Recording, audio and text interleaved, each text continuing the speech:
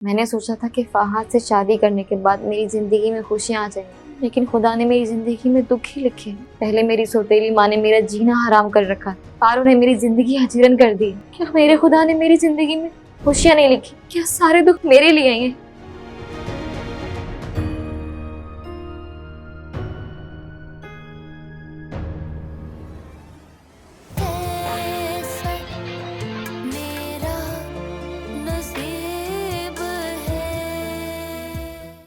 मियाँ बीवी का रिश्ता एतमाद का रिश्ता होता है अदील। उसने तुम्हें इतना मजबूर कर दिया है कि तुमने अपनी मर्जी के खिलाफ जाकर हंसी खुशी उसको शोबिस में जाने की इजाजत दे दी।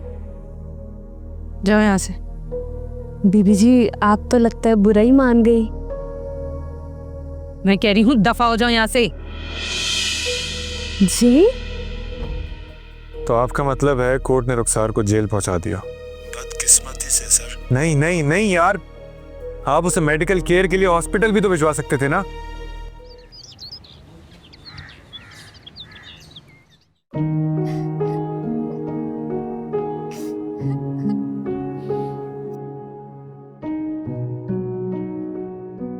रूबी, तुम्हारा पासपोर्ट कहाँ है? वो तो इकरार के घर पे। क्यों? अच्छा, तुम ये देखो, ये एनटीवी प्रोडक्शन ट्रेनिंग प्रोग्राम, जहाँ से बेसिक लेक्चर ही नहीं होंगे, 30 मुल्कों के प्रोड्यूसर इसमें लेक्चर देंगे। रूबी, अगर तुम ये प्रोग्राम अवेल कर लेती हो ना, तो पाकिस्तान के बेहतरीन प्रोड्यूसर से अच्छे प्रोडक्शन के लिए तुम तैयार हो जाओगी। तो वो जो आयशा ने इंटर्नशिप वाली बात की थी। रूबी, कहाँ आयशा और कहाँ ये ट्रेनिंग प्रोग्राम? तुम्हें ये प्रोग्राम बिल्कुल अटेंड करना होगा। लेकिन ये तो इस्तांबुल में हो रहा है ना? जब ही तो मैं कह रही हूँ कि तुम्हारा पासपोर्ट कहाँ है। आप मेरे साथ जाएंगी? ओफो रूबी, इसका मतलब है कि तुम अभी तक बिल्कुल भी बहादुर नहीं हुई। देखो रूबी, सूरत हाल बहुत बिगड़ गई है। इकरार का दिमाग खराब हो गया है। वो मायूसी या गुस्से में कोई भी गलत फैसला कर सकता है। मैं समझती हूँ कि तुम्हें मंजर से हट जाना चाहिए कुछ टाइम के लिए। ना तुम होगी और ना ही कोई गलत फैसला होगा। वो तुम्हें खुद गाइड कर देगी। मैं बात कर लूंगी उससे। तुम जैसी भयानक दिमाग वाली औरत के साथ सिर्फ एक ही तरीका है डील करने का राबिया। तुम्हें 3 दिन का वक्त देता हूं मैं। रुखसार के खिलाफ जो भी केस है वो वापस लो और उसे जेल से रिहा करो, वरना तुम्हारी इस मुंह बोली बहन को मैं तुम्हारे पास हमेशा के लिए छोड़ने का डॉक्यूमेंट लेके आऊंगा और उसे नहीं दूंगा, तुम्हारे मुंह पे लाके मारूंगा। इकरार, मेरी बात सुनो। तुम बहुत पछताओगे इकरार। रूबी प्लीज मत रो। प्लीज, ये वक्त रोने का नहीं, मजबूत होने का है। अब ठीक कह रही है राबिया सिस, अब बिल्कुल ठीक कह रही है। जो जंग मैंने रुखसार के खिलाफ इकरार के लिए लड़ी थी, अब वही जंग मैं इकरार के खिलाफ जीतूंगी। मैंने फैसला कर लिया है राबिया सिस। मैं जाऊंगी, मैं जरूर जाऊंगी इस्तांबुल। मेरे बैग में ही पासपोर्ट पड़ा है, मेरा बैग भी तैयार है। शाबाश, डीप ब्रेथ। रूबी, हमें इकरार को सिर्फ हराना ही नहीं है, उसे तड़पाना भी है।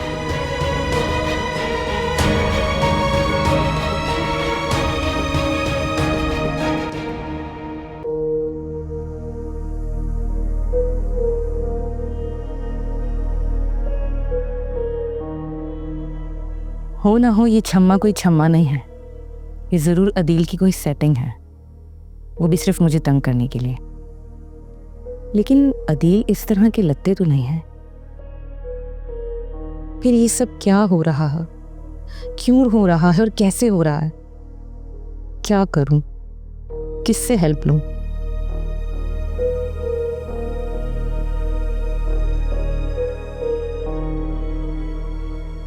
हाँ, अब राबिया ही इस छम्मा का भेद खोलने में मेरी मदद कर सकते हैं। बात करके देखती हूँ। रूबी और रुखसार के मामले में बात करने के बहाने से ही बात कर लेती हूँ।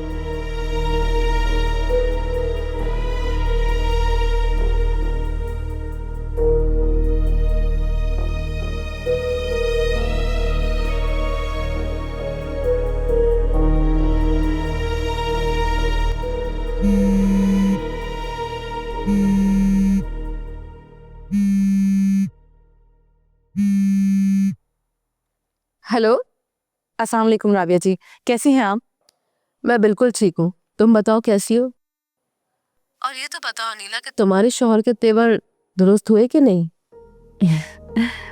मैंने बस इसी सिलसिले में आपको कॉल की है। आप भी कह रही होंगी कि कितना तंग करती हूँ मैं आपको। अरे नहीं नहीं, ऐसी कोई बात नहीं अनीला, तुम एक अच्छी इंसान हो।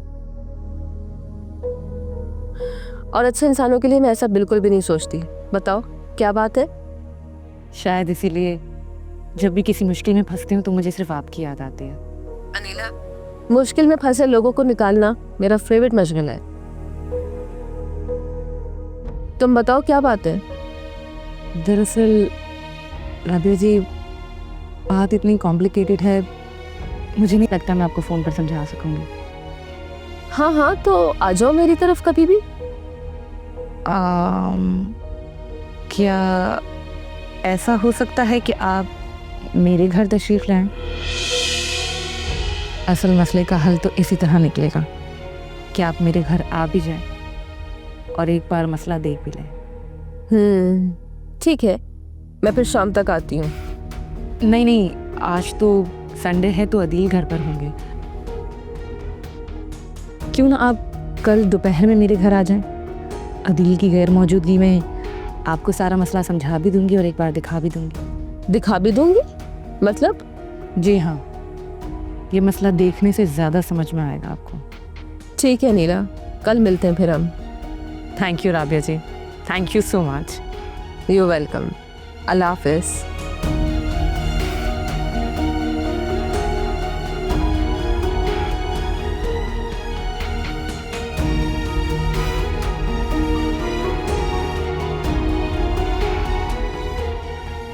जो मैं सोच रही हूँ अल्लाह करे वैसा ना हो अदील, क्योंकि फिर मैं वो करूँगी जो आप सोच भी नहीं सकते।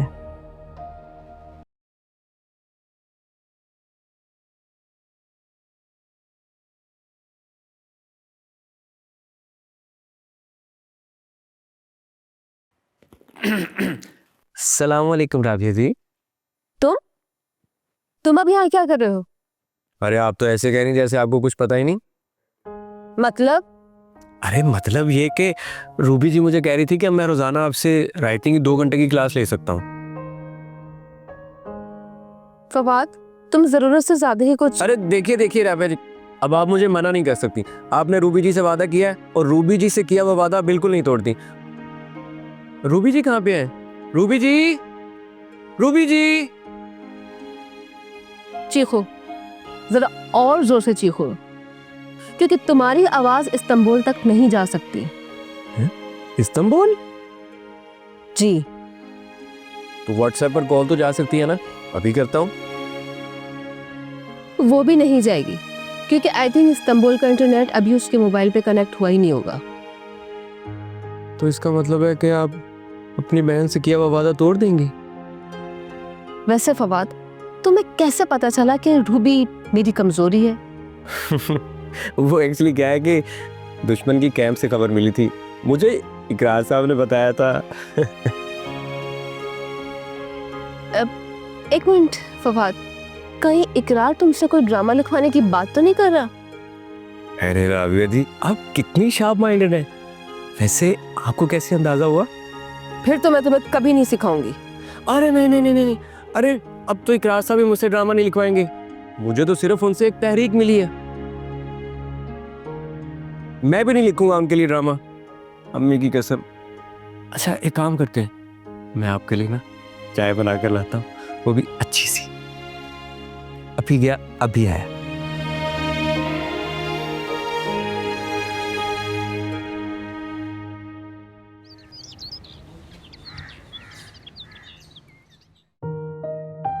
अरे लीजिए उस्तानी दी आपकी चाय। आज तो चाय कुछ स्पेशल है, क्योंकि आज इसमें इलायची की जगह खलूस और अदरक की जगह प्यार मिला है। सॉरी राबिया जी, वो मेरी कॉल आ गई थी। फवाद, तुम यहाँ क्या कर रहे हो? वो मैं असल में ना मैं क्या वो मैं क्या असल में? आपकी चाय। एक्चुअली ऐसा, इस बेवकूफ़ ने खुद को एक आजमाइश में डाल लिया। इसके मुताबिक जिस काम की ठान लेते ना, उससे ये करके ही रहता है। अब देखो, इसे ऐसा लगता है कि ड्रामा लिख सकता है। आज ये कहने आया था कि आप मुझे अपना शागिर्द बना लें। यूं ये मेरा चेला और मैं इसकी गुरु हूं।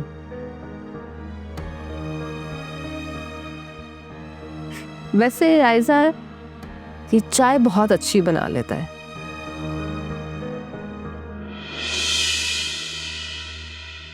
इसीलिए गुरु दक्षिणा के तौर पे जब भी ये मुझसे सबक लेने आएगा, उसके तौर पे मुझे चाय पिलाएगा। तुम चाय लो ना आयजा।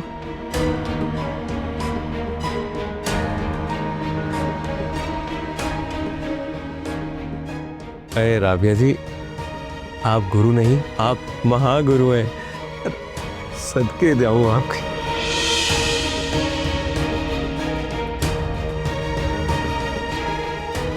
आपकी चाय।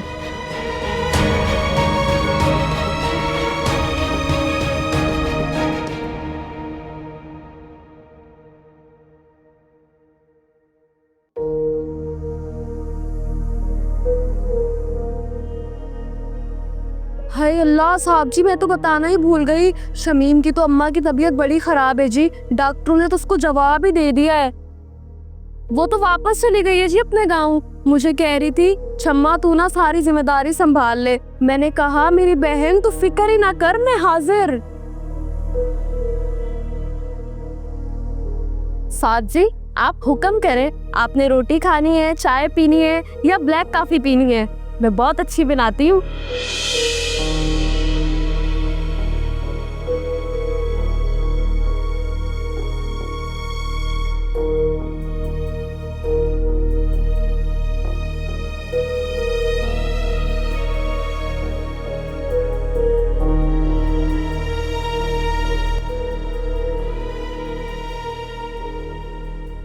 अरे आयजा जी, बात असल में ये है कि मैं अपनी नौकरी से थोड़ा सा इनसिक्योर हो चुका हूँ।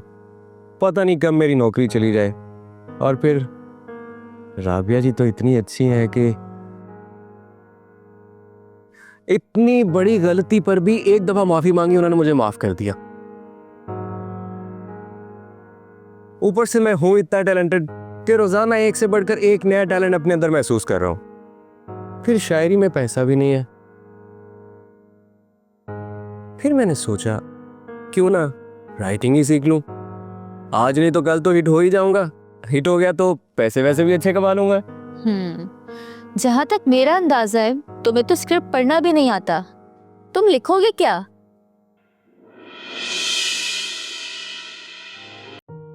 अरे हाँ फवाद, ये बात तो मैंने भी नोटिस की तुमने।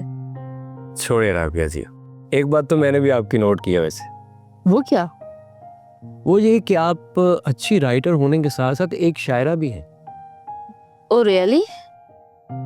अरे रियली क्या, आपने उस दिन देखा नहीं जब मैंने इनको अपने 4 शेरों की गजल सुनाई तो एंड पे ये मेरी रदीफ काफिया सही करना शुरू हो गई।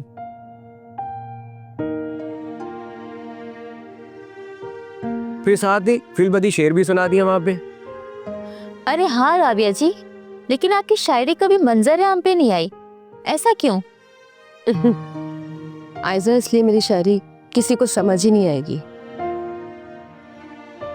अरे आप वो छोड़े राबिया जी, हमें समझ आए या ना आए, आप सुनाए ना, हम बड़े शौक से सुनना चाहेंगे। मैं बड़े शौक से सुनना चाहूंगी राबिया जी, प्लीज कुछ सुनाएं। तो फिर ठीक है, देखते हैं कि तुम दोनों में से किसको मेरी शायरी समझ में आती है। इरशाद प्लीज। जिंदगी एक जेल है और मैं मेरे पिंजरे में हूँ। अरे वाह वाह वाह वाह, ये जिंदगी क्या कहने। फवाद, मैंने कहा ना कि जब तक मैं अपनी शायरी कंप्लीट ना कर लूं, मुझे ये वाह वाह नहीं चाहिए। Sorry miss. जिंदगी एक जेल है और मैं मेरे पिंजरे में हूँ। सीने से लिपटी बेल है और मैं मेरे पिंजरे में हूँ। मेरे लिए कारज़ारे इश्क का गुमसान है, तेरे लिए खेल है और मैं मेरे पिंजरे में हूँ।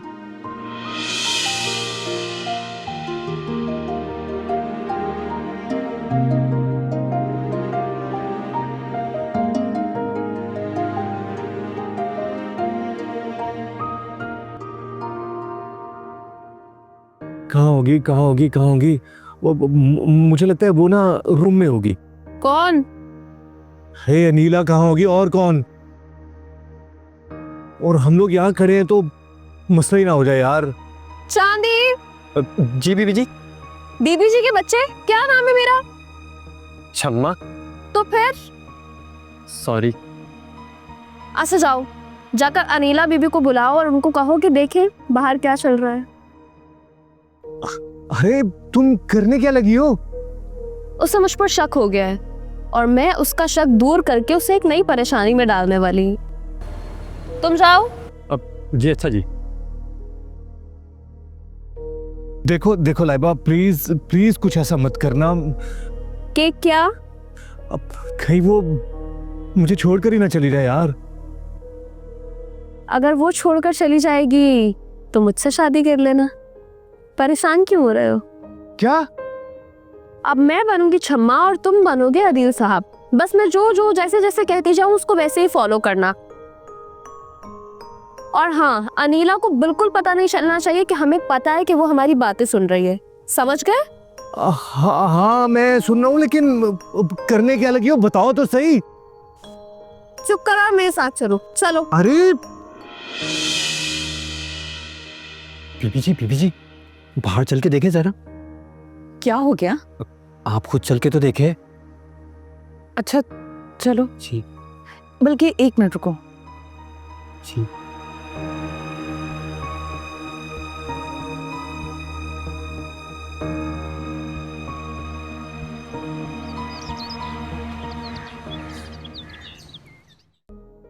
फवाद, बहुत हो गई अब बातें। वैसे भी तुम्हारी क्लास का टाइम होने वाला है।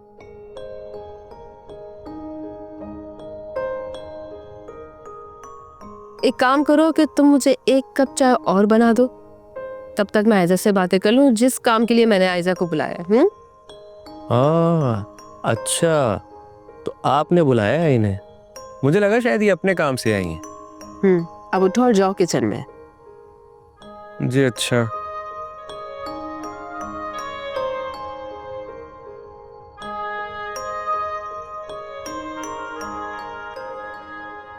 वैसे ऐसा मेरी नजर मुझे कभी धोखा नहीं देती।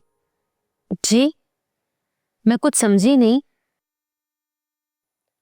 आयजा, तुम फवाद को पसंद करती हो ना? देखो हाँ कह दो ताकि मैं अगली बात बताऊं। हाँ। आयजा, आई थिंक तुम देर कर रही हो। देखो जब दिल गवाही देना कि ये सही है तो फिर देर नहीं करनी चाहिए। वैसे भी वक्त तुम्हें ऑफर दे रहा है कि जिसे तुम चाहती हो उससे कह दो। हो सकता है कि इसमें खुदा की भी मर्जी शामिल हो। अब उठो और किचन में जाके उसे कह दो आई लव यू। जी हाँ, और हाँ, जिस तरह तुम हैरत में आई हो ना, इस तरह वो भी हैरत में आ जाएगा। लेकिन मेरी बात सुनो आयजा, उसके बाद ना तुम उसे कुछ कहने दोगी और ना तुमने कुछ कहना है। तुम सीधा अपने घर चली जाना। तुम फिर कल आके मुझसे मिलना, फिर मैं तुम्हें बताऊंगी कि आगे क्या करना है। जी जाओ, शाबाश।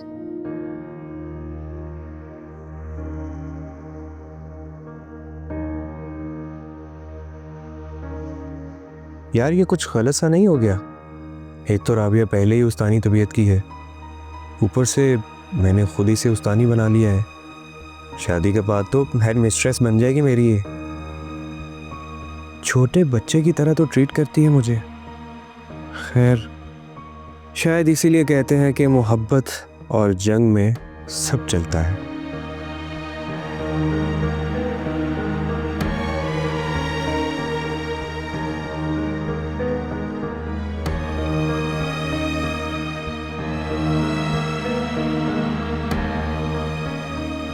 I love you Fawad.